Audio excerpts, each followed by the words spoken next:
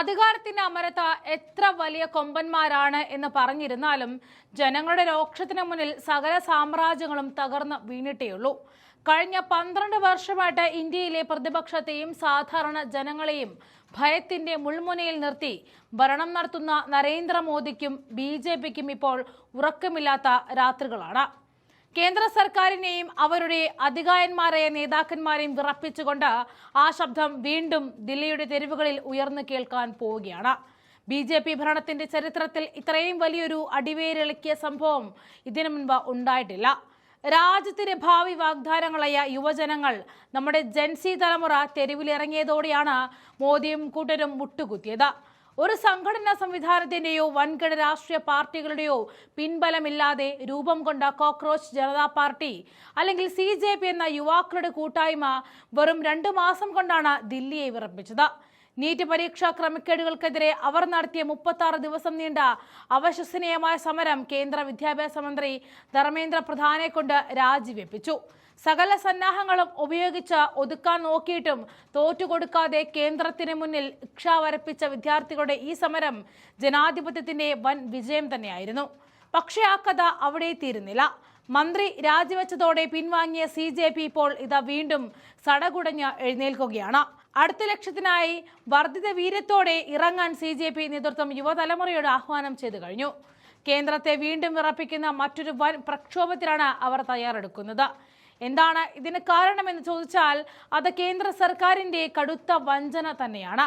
July 20-ന് പാർലമെന്റിന്റെ വർഷകാല സമ്മേളനം ആരംഭിച്ച ദിവസം മന്ത്രിയുടെ രാജി ആവശ്യപ്പെട്ട് CJP ജന്തർ മന്ദറിൽ അനിശ്ചിതകാലം സമരം തുടരുകയായിരുന്നു. അന്ന് പാർലമെന്റിലേക്ക് വിദ്യാർത്ഥികൾ നടത്തിയ സൻസദ് ചലോ മാർച്ചിനെ ദില്ലി പോലീസ് നേരിട്ടത് ക്രൂരവും മൃഗീയവുമായ രീതിയിലാണ്. പരീക്ഷ എഴുതേണ്ട വിദ്യാർത്ഥികളെ തല്ലിച്ചതച്ചു. പെലറ്റ് ഗൺ പ്രയോഗത്തിൽ പലർക്കും ഗുരുതരമായ പരിക്കേറ്റു. പെൺകുട്ടികളെ ലാത്തി ഉപയോഗിച്ച് സ്വകാര്യ ഭാഗങ്ങളിൽ കുത്തുകയും ലൈംഗികമായിട്ട് അതിക്രമിക്കുകയും ചെയ്തു. ഈ ഞെട്ടിക്കുന്ന പരാതികൾ വരെ ഉയർന്ന സാഹചര്യത്തിൽ ഒരു അധികൃതരും ഒന്നും ചെയ്തില്ല.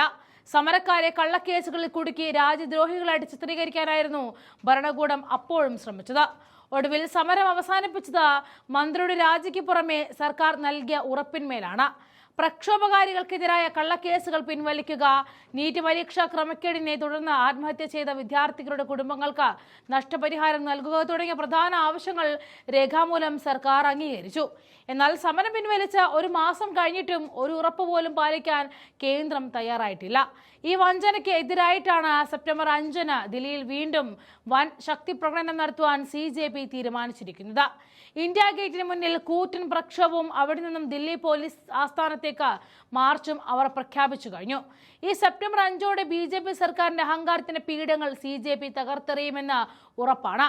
ഈ പുതിയ സമര പ്രഖ്യാപനം കേന്ദ്ര സർക്കാരിനെ പൂർണ്ണമായിട്ടും പ്രതിരോധത്തിലാക്കിയിരിക്കുകയാണ്. അതിന് വ്യക്തമായ ചില കാരണങ്ങളുമുണ്ട്.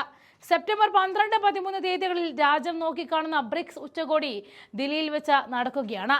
20ഓളം ലോക രാഷ്ട്ര തലവന്മാർ പങ്കെടുക്കുന്ന ഈ ഉച്ചകോടിയുടെ ഉപസമ്മേളനങ്ങൾ നടക്കുന്ന ദിവസങ്ങളിലാണ് ദില്ലിയിൽ ഈ കൂറ്റൻ വിദ്യാർത്ഥി സമരം നടക്കുന്നത് എന്നതാണ് പ്രത്യേകത. അന്താരാഷ്ട്ര മാധ്യമങ്ങൾ മുഴുവൻ ദില്ലിയിലുള്ളപ്പോൾ അവിടെ ഒരു വൻ പ്രക്ഷോഭം ഉണ്ടാവുകയും അത് ആഗോളതലത്തിൽ വാർത്തയാവുകയും ചെയ്താൽ മോദിക്കും കേന്ദ്ര ഭരണകൂടത്തിനും ഉണ്ടാകുന്ന ആഗോള അപമാനം ചെറുതായിരിക്കില്ല. ഇതുകൂടാതെ ഈ ജൻസി പ്രക്ഷോഭത്തിന്റെ അലയൊലികൾ രാജ്യമെമ്പാടും പടർന്നു പിടിക്കുകയുമാണ്. കേരളം മുതൽ കാശ്മീർ വരെയുള്ള ക്യാമ്പസുകളിൽ CJPയുടെ മുദ്രാവാക്യങ്ങൾ മുഴങ്ങുന്നു.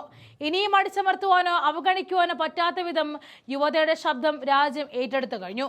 വരാനിരിക്കുന്ന തെരഞ്ഞെടുപ്പുകളിൽ ജൻസി വോട്ടർമാരെ പെട്ടിയിലാക്കാൻ BJP നെട്ടോട്ടമോടുമ്പോൾ ഈ വിദ്യാർത്ഥി രോക്ഷം അവർക്ക് വൻ തിരിച്ചടിയാകും. മറുവശത്ത് പ്രതിപക്ഷ നേതാവായ രാഹുൽ ഗാന്ധി ഈ അവസരം കൃത്യമായിട്ട് വിനിയോഗിക്കുന്നുമുണ്ട്.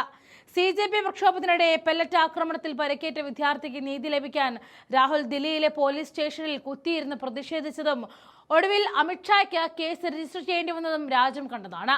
ജൻസി തലമുറയുടെ പിന്തുണ രാഹുലിന് ലഭിക്കുന്നത് BJP കൂടുതൽ ഭയപ്പെടുത്തുന്നു.